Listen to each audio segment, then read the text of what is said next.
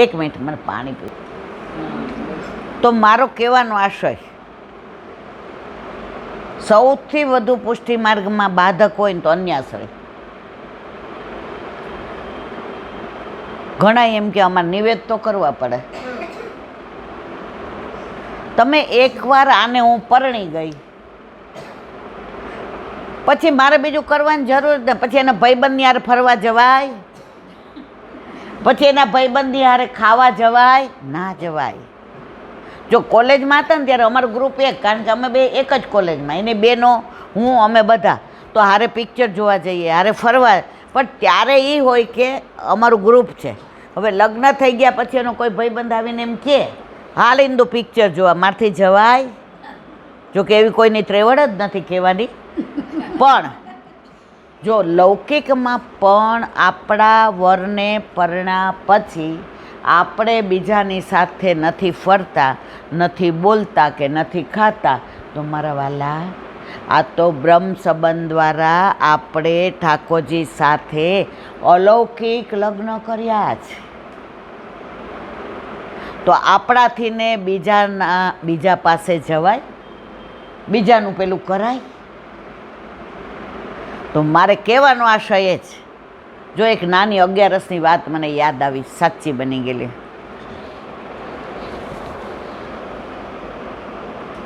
ચાલીસ 50 વર્ષ પહેલાંની સાચી બની ગયેલી હકીકત. સૌરાષ્ટ્રના એક ગામડામાં એક દીકરી સાસરે પરણીને આવી. હવે એના સાસરીવાળા બધાય બ્રહ્મ સંબંધી ખરા. પૂછ્યું, તમે વૈષ્ણવ છો? હા, અમે વૈષ્ણવ છીએ. એટલે રાજી થઈ દીકરી કે હાસ, મારે બીજે નહીં જવાનું. હવે પરણીને આવી તો કે છેડાછેડી છોડવા આપણા કુળદેવી હાલો. હોય ને ઘણાને છેડાછેડી છોડવાનું હોય. એટલે આણે એના વરને કીધું, ત્યારે તો 16 વર્ષે 15 વર્ષે પરણાવી દેતા હતા. એટલે 16 વર્ષની. એટલે રૂમમાં એના વરે એને કીધું કે તારે ફ્રેશ થવું હોય ને થોડું કાંઈ લેવું હોય તો લઈ લે, આપણે છેડાછેડી છોડવા કુળદેવીએ જવાનું છે. એટલે આણે ધીમેકથી કહ્યું કે આપણે તો વૈષ્ણવ છીએ ને, આપણે કુળદેવી હોય? ઓલા જવાબ શું આપે? ઓલો 19 વર્ષનો એ કે ઉભી રે, બાન પૂછ્યો. પહેલાં આવું બધું હતું. એટલે એણે કીધું કે બા, આપણે તો વૈષ્ણવ છીએ, તો આપણે કુળદેવી હોય? એ કે કુળદેવી તો બધાય ન હોય, તારી વહુના પિયરમાંય હશે. એટલે એણે પૂછ્યું, બેટા તમારા કુળદેવી કોણ? એટલે કે અમે તો યમુનાજી, વલ્લભ અને ઠાકોરજી સિવાય બીજા કોઈને ઓળખતા નથી. તો કે કુળદેવી નથી તમારે? એ કે ના. તો કે આપણે તો કુળદેવીએ જવું પડશે છેડાછેડી છોડવા. હવે પહેલાંના જમાનામાં એવું હતું કે સાસુ કે બ્રહ્મ વાક્ય. આમાં જે જૂના છે એને બધાના અનુભવ હશે. અત્યારની આપણી પેઢી એવી છે ને, આપણે ન કહેવાય કા, સમજ અને વાલે સમજ ગયે, ના સમજ એવો અનાડી. એટલે ઓલીને જવું નહોતું. અને આના વર કે બાએ કીધું એટલે આવવું પડે.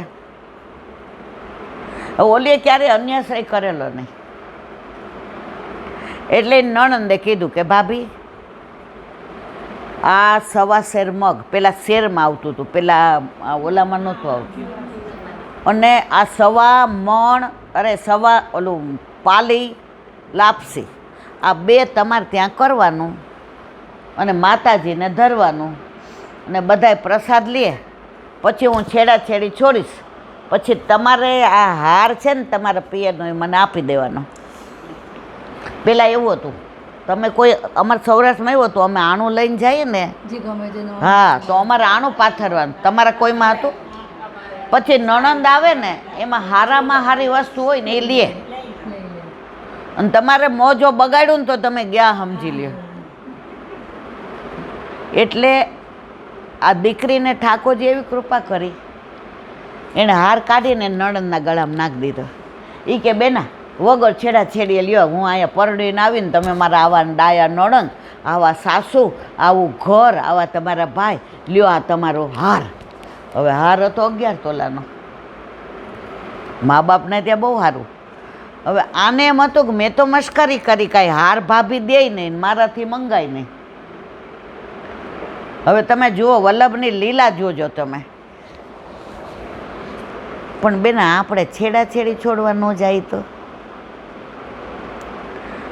કે બા, કે તમે તો બાના કેવા લાડકા છો, આપણે તો બધું આપણા યમુનાજી જ કહેવાય.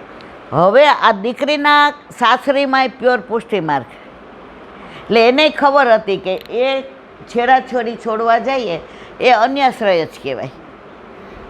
એટલે બહાર આવીને એણે એની બાને કીધું,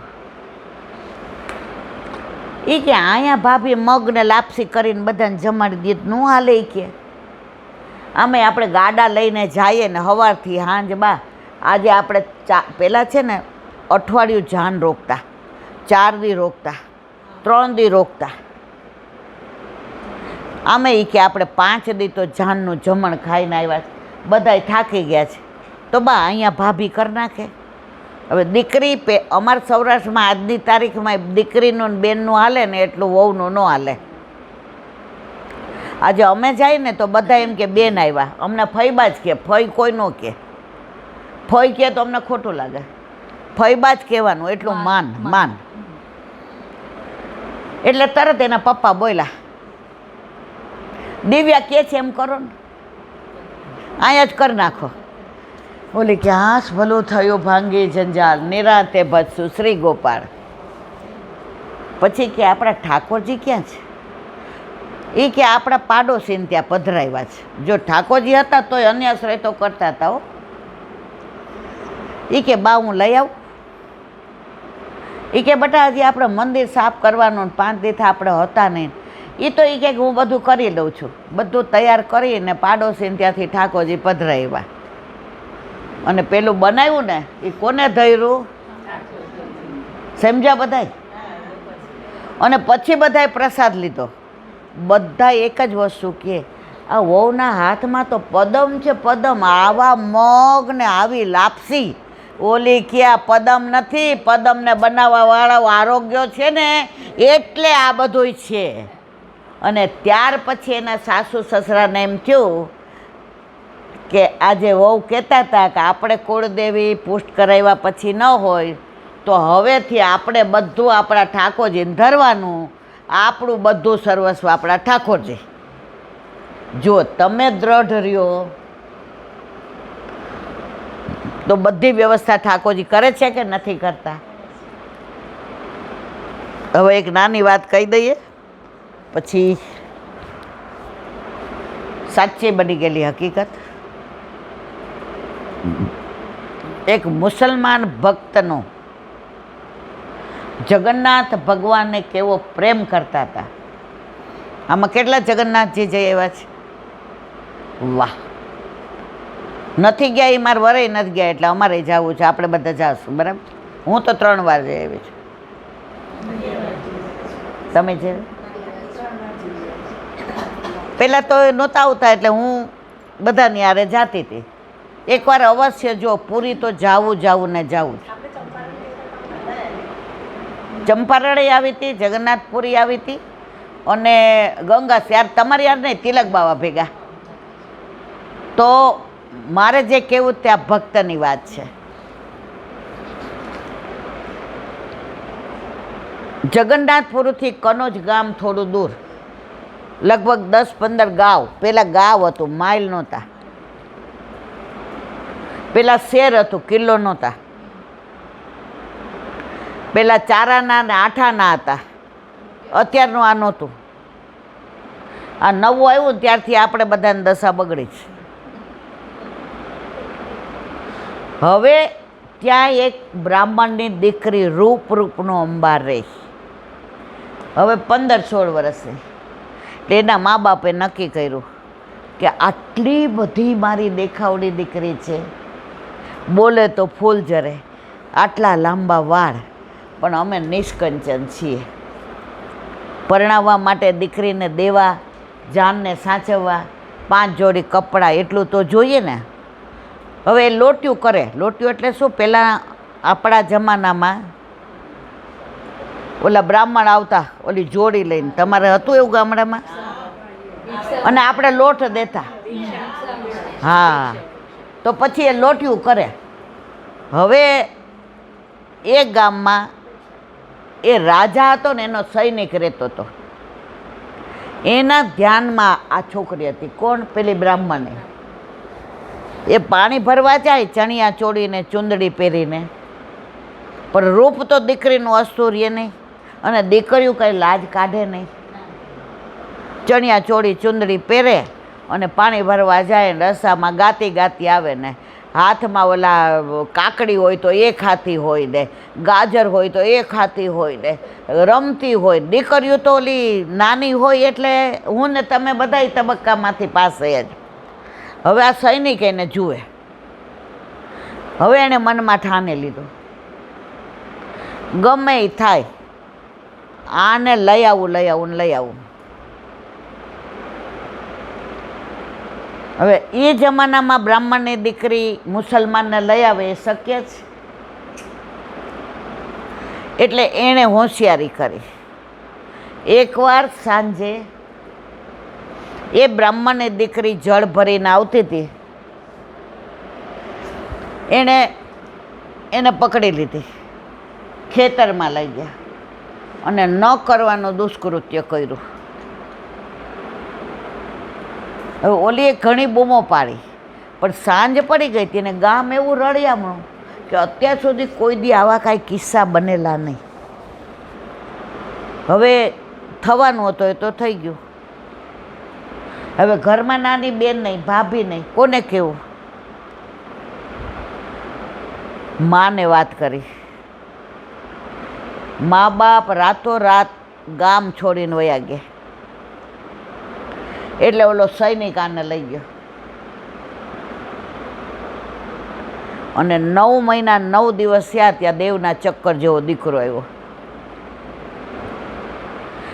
એનું નામ પાડ્યું સિદ્દીક અલી, મુસલમાન.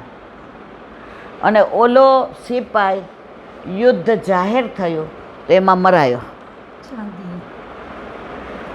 હવે આ રાજી થઈ ગઈ કે હવે મારે મુસલમાનની જેમ નહીં રહેવું પડે, હવે મારે મુસલમાનની જેમ વ્યવહાર નહીં કરવો પડે, હવે હું બ્રાહ્મણની જેમ રહીશ.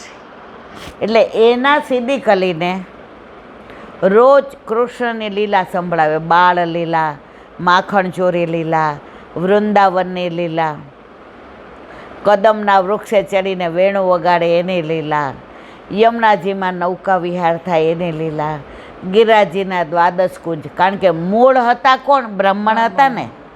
આ તો 1 વર્ષ જીવનનું ખરાબ ગયું કે ઓલા એની સાથે આવું દુષ્કૃત્ય કર્યું. અને દીકરી આવી રૂપાળી હોય તો ઓલો દીકરો કેવો રૂપાળો હોય, અને એ એવો વિચક્ષણ. એકવાર સમજાવે તો શ્લોક બધાય આવડે. અને જગન્નાથ ભગવાનનું મંદિર અહીંથી ને આપણે બરોડા જઈએ એટલું દૂર, એટલે રોજ કે જગન્નાથ પ્રભુ આપણી રાહ જોતા હશે, તને ને મને યાદ કરતા હશે, આપણા કુળદેવ એ છે. મારી બા મને કાયમ કહેતી હતી આપણે વરસમાં એકવાર જગન્નાથપુરી જવું જોઈએ, એ જગન્નાથ પ્રભુ સાક્ષાત છે, એ કાનોડાનું સ્વરૂપ છે. આપણે વ્રજમાં ન જઈ શકીએ તો કાંઈ વાંધો નહીં, પણ આપણે ચાલતા ચાલતા એકવાર જશું. પણ કરીને મૂકી દે. હવે ઓલો